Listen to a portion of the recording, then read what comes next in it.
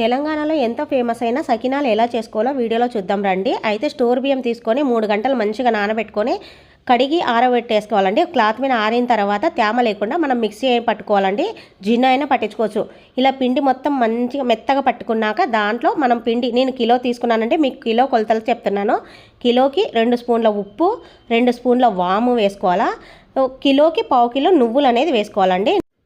పిండి మొత్తం ఒకసారి అంతా కలుపుకున్న తర్వాత నీళ్లు కొంచెం కొంచెం వేసుకొని ఇలా పిండి మొత్తం కలుపుకోవాలండి. మెత్తగా కలుపుకున్న తర్వాత దీన్ని ఒక క్లాత్ మీద తీసుకొని మనం చేత్తో అనేది రౌండ్గా వేసుకోవాలండి. ఇట్లా 3 చుట్లు కానీ 5 చుట్లు కానీ ఇలా వీడియోలో చూపించినట్టు వేసుకోండి. ఇలా ఈజీగా వేసుకోవచ్చండి. 1-2 సార్లు ట్రై చేయండి, బాగానే వస్తాయండి.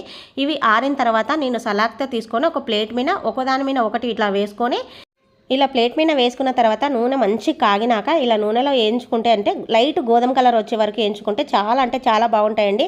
పిల్లలు పెద్దలు ఎవరైనా ఇష్టపడతారండి. ఒకసారి తిన్నారంటే మళ్ళీ మళ్ళీ తినాలనిపిస్తుంది. తప్పక ట్రై చేయండి.